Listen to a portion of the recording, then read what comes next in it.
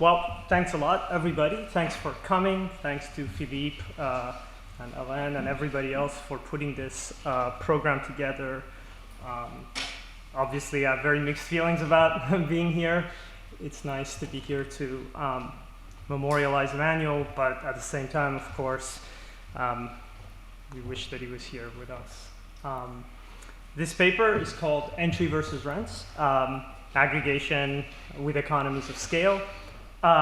It's a paper that Emmanuel and I had worked on. We were working on this just as COVID hit. And so it has Emmanuel's fingerprints all over it. It's a pleasure to present it here today. So please go ahead and interrupt. I think this is the sort of paper that will benefit from clarifying questions and other kinds of questions as I'm presenting it, rather than something to wait for to ask your questions at the end. So this paper is part of this research agenda that I shared with Emmanuel. We wrote lots of different papers about related topics. And overall in this research agenda, the thing that we tried to do was we tried to understand how to think about aggregating, explicitly aggregating complicated economies that had lots of disaggregated details about the production structure, so that we could understand the behavior of aggregate variables by explicitly thinking about how to go from the micro level production units up to the macro level objects that we construct in the data. So this paper is part of that research agenda. We were thinking about how should we think about the aggregation of technological disturbances and the aggregation of changes in distortions, and ask questions like, what is the impact of misallocation on aggregate output in an economy that had a well-founded theory of the optimal scale of production units, in an economy where there's an active entry and exit margin and there's potentially decreasing or increasing returns to scale. So our starting point for thinking about these kinds of problems is always to think about what the benchmark answer to the sorts of questions we're asking is in the quote-unquote standard theory. So the standard theory here, I mean a perfectly competitive Arrow-Debreu economy where the first welfare theorem holds. In that kind of framework, if you're thinking about how a change in some distortion, a change in some wedge, or a change in a technology parameter is going to affect aggregate output, the answer turns out to be very simple. So here, aggregate output, I'm denoting by big Y. You can think of this as real GDP in some complicated economy. And if you think about perturbing a productivity parameter, let's say the TFP of some producer in your economy, the producer I'm labeling by K, if you change their productivity parameter AK, then the response on output is given by the sales of that producer as a share of GDP. So this is, of course, the famous Halton result that a lot of our research built on. And the idea here is that in the standard perfectly competitive Arrow-Debreu economy, the details of the production structure don't matter directly for thinking about aggregate output if you have access to the sales shares. All the information that you could care about is sort of encapsulated in this sales share.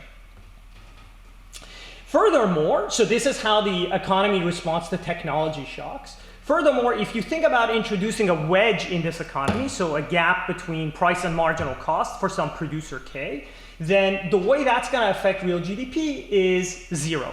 Why? Because when you introduce a wedge into your economy, it reallocates resources and activity. But if the envelope theorem holds, if the first welfare theorem holds, and you were optimizing before the shock, then you're not going to have any effect on aggregate output in this economy. And finally, of course, the envelope theorem or the first welfare theorem also tells us that there's no misallocation in the perfectly competitive Arrow-Debreu economy because you're on the efficient frontier.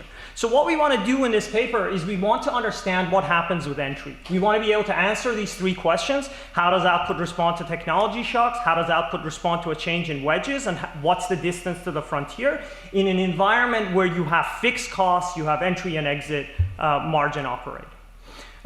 So just to kind of give it away, the entry margin turns out to really matter quantitatively and qualitatively. It really changes the way that these economies respond to shocks. Just to give you an example, if you think about the distance to the frontier, if you incorporate the entry margin, it can have sort of a doubling effect on the distance to the frontier. So it's a margin that matters, and it's important to understand how it works. So the idea of this paper is we want to come up with a general theory of aggregation with entry, and we want it to kind of work across a large class of models so that we can feel like we understand kind of the deep forces that matter in these kinds of questions. So we want to be able to account for things like input-output connections across producers. We want to account for the idea that entry can be targeted or untargeted. So for example, by targeted entry, I mean that you could think about starting up a business that produces ice cream or starting up a business that produces cars. Targeted means you know what you're going to get when you pay the entry cost. You could either pay an entry cost and start up the ice cream business, or pay the entry cost and start up the auto producer. Or it could be untargeted, which is when you pay an entry cost to start making ice cream, maybe you don't know how good you are at making ice cream, and there's different kinds of ice cream, and you could be a good ice cream producer or a bad ice cream producer. We want to be able to handle both of these at the same time, and we want to handle arbitrary kind of substitution elasticities, complementarities, wedges, and increasing or decreasing returns to scale. And we're going to think about characterizing comparative statics with respect to technology and wedges, and think about first and second best policy and distance to the frontier. So to start with, our economy is going to have three types of agents. We're going to have entrants, producers, and households.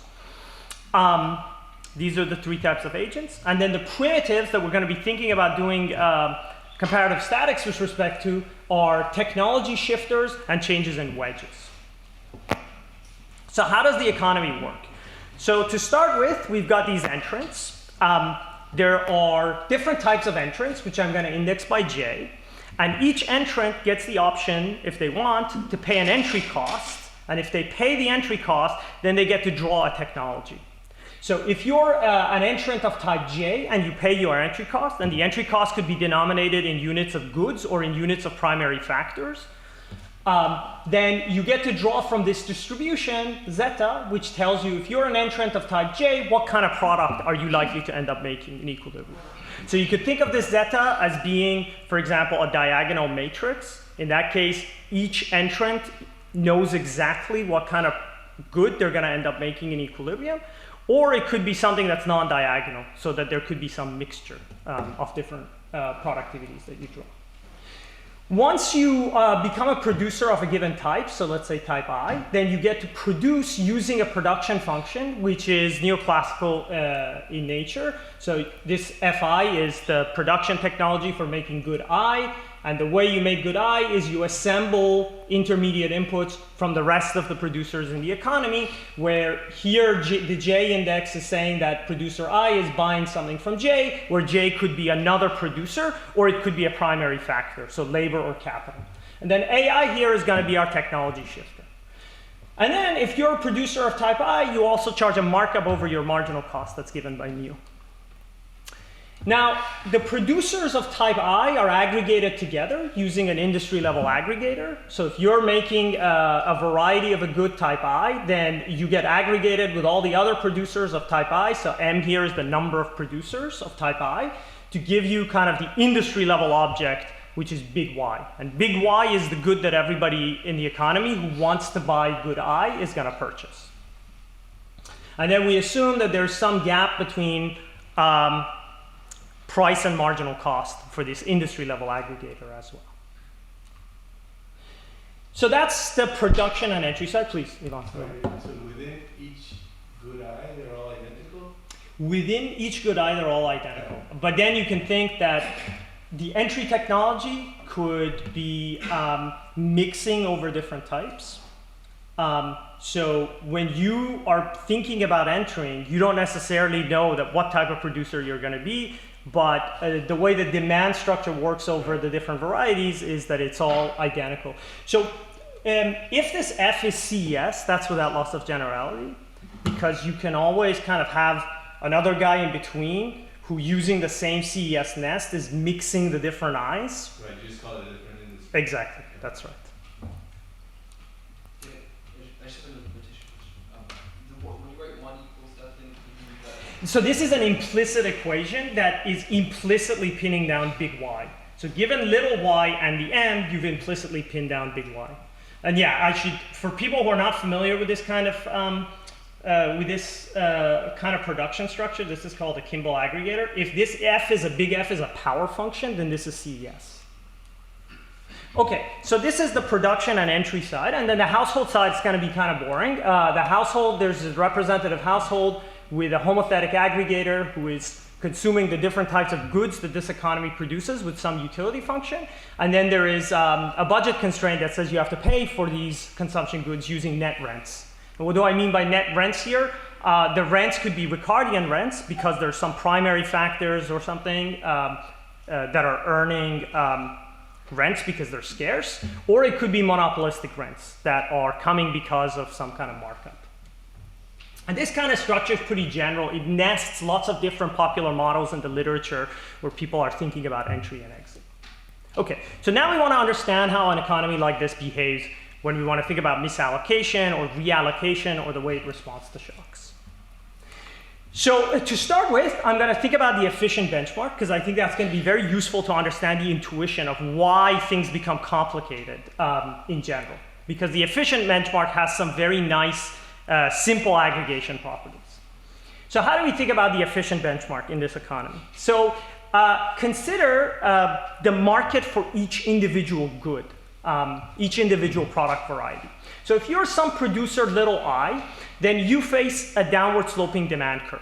What does your downward sloping demand curve look like? The downward sloping demand curve says the relative quantity that you get to sell relative to all the other producers of your type depends on your relative price, where little p is the price that producer type I charges, and big P is the price of the overall bundle that you're competing with amongst all the other producers. And then this gamma here, so F prime, this is the derivative of that Kimball aggregator. That's giving you the shape of the demand curve that variety I faces. And then gamma here is a Lagrange multiplier that comes out of just the constraints of consumer optimization. Now it has a very good intuition I'm going to give you in a second, but so far you can think of it as just some Lagrange multiplier. So this is the demand curve that an individual variety of type I faces. On the other side, the production side, the supply side, is determined by what the marginal cost of the curve looks like. So the marginal cost curve of producing good I is just the derivative of the cost function of I with respect to quantity. And this might be some upward sloping function, or it could be constant if on the margin you have constant returns to scale. So here's what the market looks like for an individual variety. Here's that demand curve I talked about. Here is the marginal cost curve. And for this individual variety, if you think about the area under the demand curve, we can split it up into three regions. There is an area under the demand curve, which is also under the marginal cost curve. This we would think of as total variable cost of this producer I. Then there is an area above the marginal cost curve, but under the price at which the good is being sold, big B, which we think of as producer surplus. So if this firm was charging price equals marginal cost, so if it was on this point, then big B would be the profits that the firm would be making because of diminishing returns to scale. And then finally, there's some area under the demand curve which is above the price, and we think of this as consumer surplus. Now it turns out that in this economy, the ratio of A to A plus B plus C is given by that gamma that I introduced earlier. So the gamma that was inside the downward sloping demand curve is actually measuring for you the amount of consumer surplus relative to producer surplus and total variable cost. So this is sort of like what the consumer can get away with that the firm is not capturing directly. So here I'll give you some examples just to make this concrete. Imagine you write down a model in the tradition of Dixit-Stiglitz or Mellitz or Shea-Klenow. In those kinds of environments, you have a CES aggregator over varieties, which aggregate to give you the overall level of production. So here, the CES parameter is going to control this ratio here, which is the area under the demand curve relative to revenues generated by the firm. And so gamma here is going to control that. And we classically think of this as the quote-unquote love of variety effect. But what it really is just consumer surplus. You can also think about other kinds of models, which are in the tradition of Lucas, Hoppenheim, and Restuccio-Rogerson, where aggregation is linear, so all the goods are perfect substitutes, but you produce with some diminishing returns to scale. Well, in that case, what you end up with is that gamma is equal to 1. So there is no area under the demand curve that's not captured by the firm. So here it is for these Stiglitzy type environments. You have a downward sloping demand curve, and oftentimes in those models, they have constant marginal cost. Here it is in the decreasing returns to scale kind of Hoppenheim world, where you have an upward sloping marginal cost curve and a flat demand curve. Now, why do you care about these things? Because it turns out they really matter if you want to think about efficiency. So in this economy, it turns out that the equilibrium is Pareto efficient if the markups that are being charged happen to take specific values. Specifically, the equilibrium is going to be efficient if the markup that the ith variety charges is equal to that gamma, which is the area under the demand curve relative to revenues that the firm collects. And then furthermore, you have to have kind of an offsetting negative markup for the industry level aggregators. So the industry level aggregators have to be charging a markup that undoes the markup of the individual varieties. So intuitively, what's going on is that allowing these firms to charge a markup gamma is letting them capture all the surplus that they're creating for the consumer by existing, and then having an offsetting markup for the industry level object cancels out the distortion that's caused by the markup in the first place. Okay? What's the difference between this markup and this markup? The difference is the markup at the firm level is going to the owner of the firm. So it's incentivizing product creation. Whereas this markup, which is being charged at the industry level, is something that's not going to the guy who starts the firm, that's just being paid for by the household. Okay?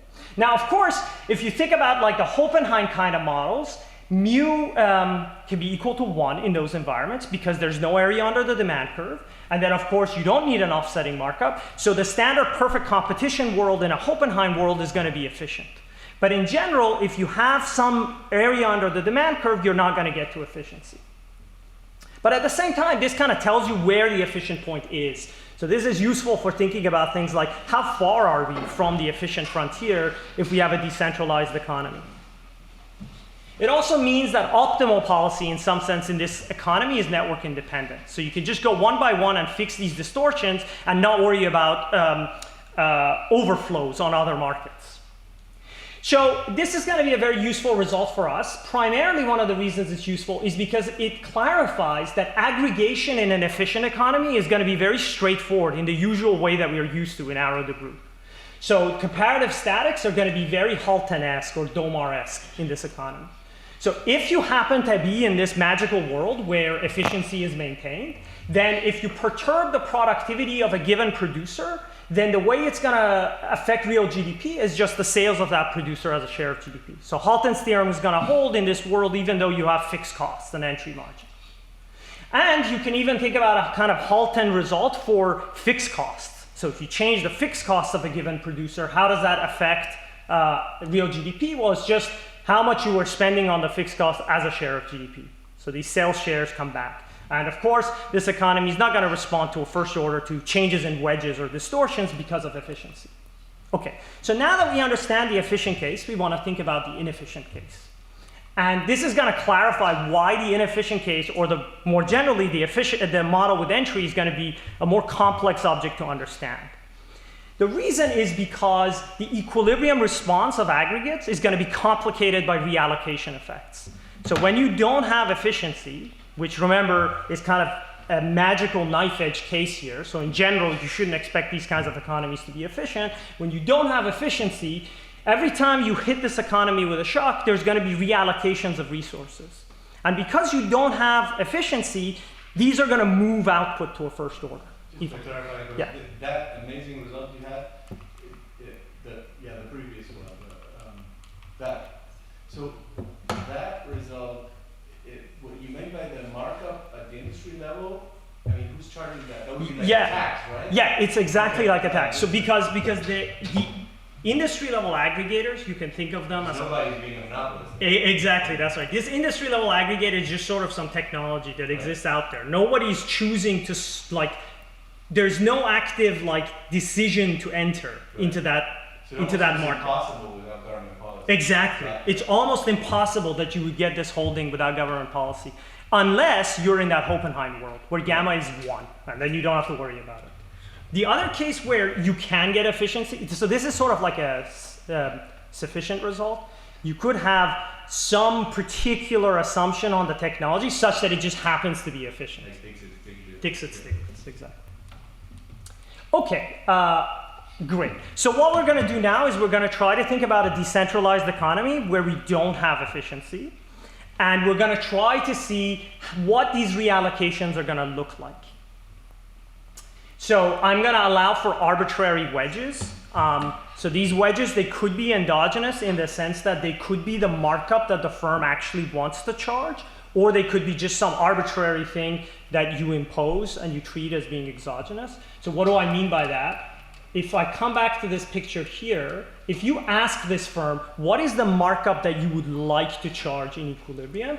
The firm would pick a number that depends on the elasticity of the demand curve at that point where it happens to be selling. So of course, that means if you hit the economy with a shock and the firm moves up and down its demand curve, then it would change its markup endogenously depending on the curvature of the demand curve at that point. So that's one kind of wedge. But it could also be that it's just some exogenous thing that you impose because of some unmodeled distortion. So we think about economies that have these features. And then we're going to, for notational reasons, I'm going to split the markets into either kind of having the consumer surplus or the producer surplus, but not both at the same time. Now, this is for notation rather than for tractability. The reason I'm saying it's for notation is because remember, this is an economy where you can just like kind of compose these markets into each other. So like you have one market where you have some consumer surplus being produced, and then that's used as an input into a market that has some producer surplus being produced. So you can kind of break it into 2 steps and think about these one at a time. So I'm going to split the markets like this into 2 extreme cases. So basically by that I mean markets that either look like this or markets that look like this. So if you think about it, you could just have, this is like some bundle where you have some producer surplus, and then it gets plugged into this market where you now have some consumer surplus. Okay, great. Now it turns out to understand reallocation effects in this economy, what you need to get your head around is what's going on with rents and quasi-rents. So what do I mean by that? So think about some producer I.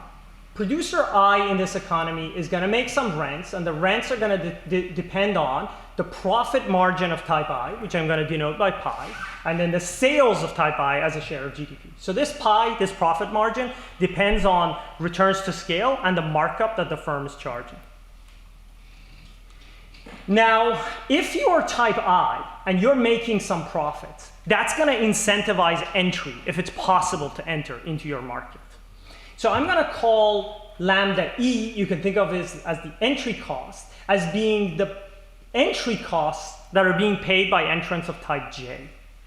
So the way to think about it is there's these firms that are making profits. So there's some vector of I, and each firm is making a different amount of profit. And then there's these entrants who are looking at the profit that firms are making, and they're choosing to pay the entry cost to try to capture these profits. So lambda E is going to be the entry cost. Now, we think of quasi-rents as the bit of rents that gets dissipated by these entry costs.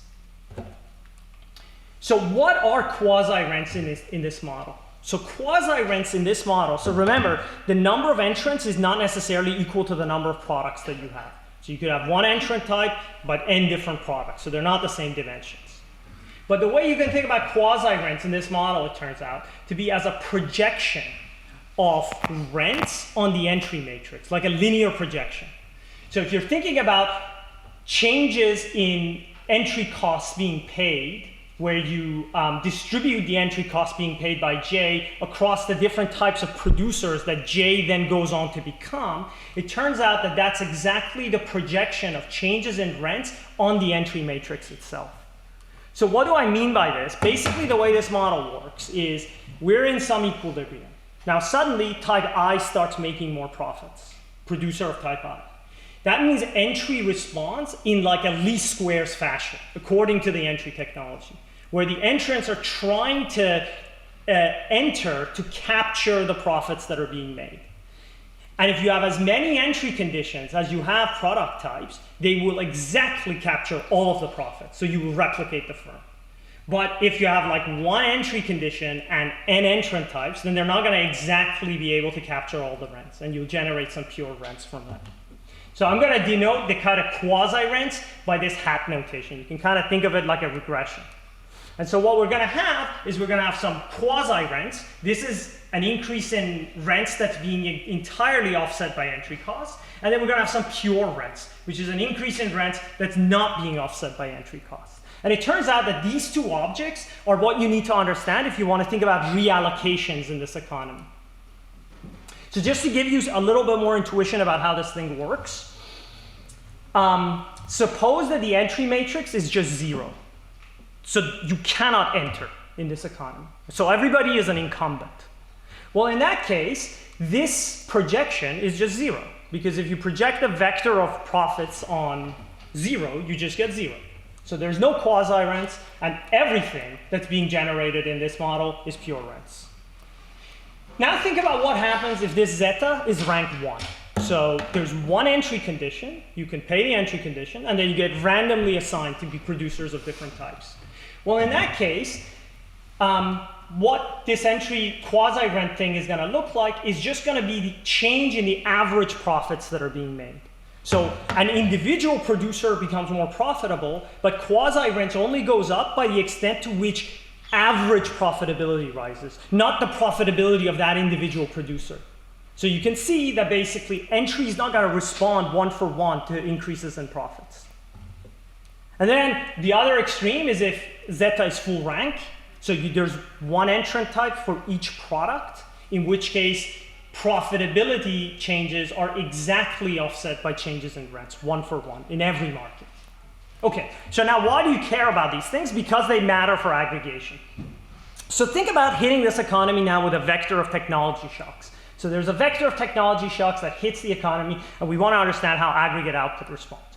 So the first thing that's going to happen is there's kind of a mechanical effect on output because you're changing technology. So imagine you freeze the allocation of resources at the initial level and you just scale up production. Well, what does that do? What that does is it just means you take the technology shock and you multiply it by something that we're calling cost-based sales shares. So these are kind of the equivalent of sales shares if you adjust for the fact that there's these gaps between marginal cost and prices, like a mechanical object. I'm not going to show you the formula for it, but you could think of it as basically very analogous to sales shares. It's something that depends on how much the consumer spends on different goods, and then how that money is, the costs are kind of split across other producers. So it's something that you construct from a Leontief inverse, basically. And this is the counterpart to like the Halton term I showed you. So if you have an efficient economy, this is the only thing you care about. This is that sales shares object.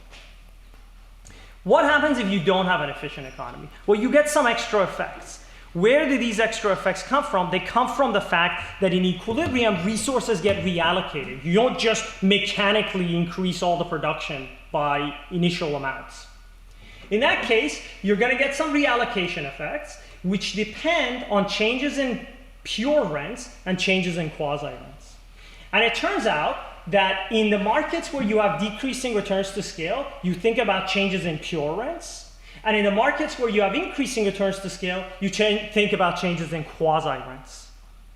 And so if you live in kind of like a Hoppenheim world, you kill that last term. If you live in a Dixit-Stiglitz world, you kill the second term. In general, you're going to have to think about both. Okay? Now, of course, this isn't a full solution, and unfortunately, given time constraints, I'm not going to be able to kind of walk you through the entire solution in terms of primitives. I'm instead going to give you some examples to try to build intuition. What I can say, first of all, though, is, of course, to solve the model, you need to understand changes in rents, because it's this endogenous object that's showing up here that we haven't solved for.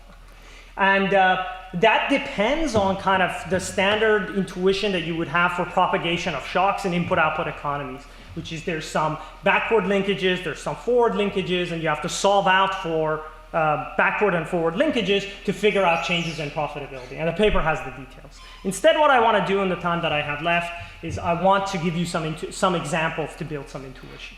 So here's a simple economy, and I'm going to apply the formulas that I showed you to see how the economy behaves differently depending on what we assume about the entry margin. So here is our household, and it's buying n different types of goods, and all of these goods are being produced from labor. So the different types of goods are indexed by 1 through capital N, and the elasticity of substitution that the household has for consuming these different goods is called theta 0. So that's just some parameter. Now, what I want you to think about is how this economy responds if you have a vector of productivity shocks that hit it. So the different producers are going to be hit with some vector of productivity shocks, and we're going to think about how output responds. And what I'm going to do is I'm going to vary assumptions about returns to scale, and I'm going to vary assumptions about the entry margin. So I'm going to think about what if the economy was constant returns, decreasing returns a la Hoppenheim, or increasing returns a la Dixit-Stiglitz. And I'm going to think about what happens if there is no entry, or if there is entry, etc. So here's kind of the neoclassical version of this economy. So I'm going to assume every one of these producers is constant returns to scale, and that there is no entry margin. So how does output respond? Well, first, there is a pure technology effect, which I talked about earlier. So that's just sales share weighted changes in technologies. And then there's a reallocation effect. Now, because this is a model with out entry, that means all the rents are pure rents. So this effectively is the changes in pure rents in this economy. Now, what does it depend on? It depends on the covariance of the technology shocks and the initial markups. And it depends on the elasticity of substitution. So what's the intuition for what's going on? What's going on is, suppose that the technology shocks happen to favor the high markup guys in the economy. So that means that this covariance is negative. If the elasticity of substitution is greater than 1, then that's going to boost output relative to like the efficient benchmark that we're used to. Why is that? Because the technology shock hits the producers. The high markup guys have favorable technology shocks, so they expand relative to the low markup guys if the goods are substitutes. And this expansion on its own is beneficial. Why? Because the high markup guys have a higher marginal revenue product than the low markup guys. The high markup guys are the guys that are inefficiently too small. So them expanding is a good thing from a social perspective. It raises output.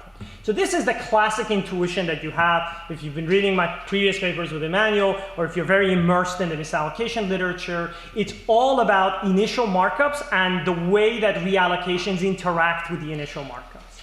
Now let's see what happens if I open the door to entry. And the way I'm going to do it is a la Dixit-Stiglitz. So each one of these aggregators gets its own entry condition, with where you can pay labor, some labor, that's the fixed cost, and you get to be this type of producer. What happens? Well, here's the answer. You still get the same technology effect as before, the pure technology effect, but now the reallocations look very different. The first thing to notice is actually the initial markup is irrelevant. It doesn't matter what I make the initial markup. It just drops out of the problem. Whatever the initial markup is, it won't matter. So well, David, here, in fact, the markups are exogenous. I mean, you could imagine models that we are working on where it depends very much on, the growth process. That's right. What other firms have done. Yes, that's right. The second best firm is. Perfect. So thanks for that question, Philippe. So the first thing I should say is this is a second best result in the sense that you're thinking about what's the initial distortion, which is the markup is the initial distortion, and then you're thinking how does the reallocation affect those initial distortions. So that's the sense in which this is a second best result. But something that I actually didn't mention and I should have done. So that's right, it could be that you have different sources of markup. Yes. And you might have markup for different reasons. That's right. And also markup can be affected not only by yourself, but Perfect. by your next best competitor. Perfect. So these are all excellent points you're raising. So the thing I want you to think about is I'm not saying this is a general purpose intuition that works in all models. What I'm saying is in this particular model, once you make the assumption that production looks like this, you actually don't care why the markup is there. In this model, the only thing that matters is the markup. That's sort of a sufficient condition now for the amount of inefficiency, because the only margin is production. like the production technology. And so the markup here is going to be a sufficient statistic for the distortions, and then how does that interact with the reallocation? Now you're right, what I have done here, and I wasn't clear enough, and I should have been, this is the sort of thing that Emmanuel would have made sure would not happen in a talk, is implicitly I'm also assuming that basically each of these nests is Dixit-Stiglitz. Or I'm assuming that the markup is exogenously determined. Now what you're saying is, of course, the markup could be endogenously determined. In that case, the way it would change the formula is you would get something extra here about the pass-through of marginal cost shocks into the price. So here I'm implicitly kind of assuming that part of the problem away for simplicity, but you're absolutely right that there would be an interaction with pass-through in that case. I'm sort of taking the simplest case where we hold the markup constant to understand the reallocation effect. Thanks a lot for asking that, though. Otherwise, this may be impossible to understand without that clarification. Okay, so hopefully everybody's with me, though, on the intuition for this result. Now, the next result was to say, take that same economy, so this is like that Dixit-Stiglitz economy with some exogenous markup, and now think about the technology shock. And now the initial markup is irrelevant. You actually don't care what it is. You can make it whatever you want. The only thing that you care about is the covariance of this gamma parameter with the technology shocks. So is it the case that the guys who are getting the technology shocks are the guys who have a lot of consumer surplus relative to the guys who don't? Why is that? Well, it's because the reallocations that happen in this model are very different to the reallocations that happen in the other model. Because you have directed entry here, all the reallocation that takes place is on the extensive margin. Basically, when the shock hits, you're just gonna like scale up some firms and reduce the amount, like the number of one firm type you have relative to other firm types. You don't touch the variable production margin. And so what that's gonna do is it means you're just kind of comparing these different scale elasticities with one another in the amount of consumer surplus that's being generated. So this is sort of very shocking if you're used to thinking, well, I need to know something about the initial markups to understand how reallocation effects are going to work. In this model, that's no longer true. And we take that same model now, and instead of doing entry according to Dixit-Stiglitz, let's do entry according to Hoppenheim. So now we have decreasing returns to scale, but again, it's like each guy here has a decreasing returns to scale technology, and now entry is happening into each of these units. What happens? You just get a Halton-esque result. In this economy, the reallocation effects disappear. And again, the initial markups no longer matter. Why? Again, it's because what's going on is that you're replicating the firm types. And if you go back to these equations that I showed you, you can see why this is happening. So in the case where I had Dixit-Stiglitz entry, this term was zeros because there's no pure rents in that model, because this exactly equals this because you have targeted entry, so this term disappears. So all you care about is these profit ratios, how they're changing, and their covariance with the initial scale elasticities. That's where this term is coming from. On the other hand, when you have Hoppenheim entry, this term is zero because gamma equals 1 in every market. And all you're thinking about is these pure rents. But because you have directed entry, the pure rents are all 0 too. So both terms disappear, and you just get the pure technology effect. So this is a model where really the kind of assumption you make about entry and scale elasticity completely changes the way this model responds to shocks. So I have only 10 minutes left. So in the remaining time that I have, I want to kind of show you some normative implications of this kind of analysis. So now let's think about, if you're thinking about misallocation, what the implications are for the way this affects the distance to the frontier for the economy. So I've shown you what the efficient outcome is in this model. The efficient outcome is you want to have a bunch of taxes that hit these magical values that allow each firm variety to charge a markup that's exactly equal to the amount of surplus it's generating for the consumer with an offsetting subsidy that cancels the markup. So suppose that so you need kind of these two instruments in general in order to get efficiency. Now suppose that we take an economy that starts at the efficient point, and then we perturb the markups away from the efficient values. So we start moving towards the inefficient values that maybe are our decentralized economy. Okay? And then what we want to understand is what are the losses to social welfare as we start moving away from the efficient point? How can we think about those objects? So that is to say, what is approximately the distance to the frontier, given the fact that our decentralized equilibrium is not the same as the efficient equilibrium? So I'm going to call the deviations from efficiency of the markups from those magic values that I showed you, tau. And there's two types of taus, remember. There's the one that goes to the owners of the firm, and there's the ones that Yvonne was talking about, which are more like taxes that just the household has to pay for directly. And let's think about what are the social losses. Now, of course, to a first order, the losses are zero once you start at that efficient point, because that's the envelope there. But once the wedges start becoming bigger, you start getting some second order terms. These are kind of the Harberger triangles or the deadweight loss triangles that show up once you start introducing distortions into a model. Now, what are these deadweight loss triangles? So the deadweight loss triangles, it turns out there's two types of them. The first type are more neoclassical. They're the deadweight loss triangles associated with variable production. So what are these? These are, what is the size of the tax, sort of like the compound tax that you're charging. So this is the tax on individual varieties. This is the tax on the industry. What's the size of the compound tax? What's the deviation from efficiency? And then what is the change in the quantity, the micro level object for each variety? So this is change in tax times change in quantity divided by 2. That's a Harberger triangle in market I. And you add them up using the sales shares in each market. So this is a Harberger, sum of Harberger triangles weighted by sales shares. And this is sort of the neoclassical distortions.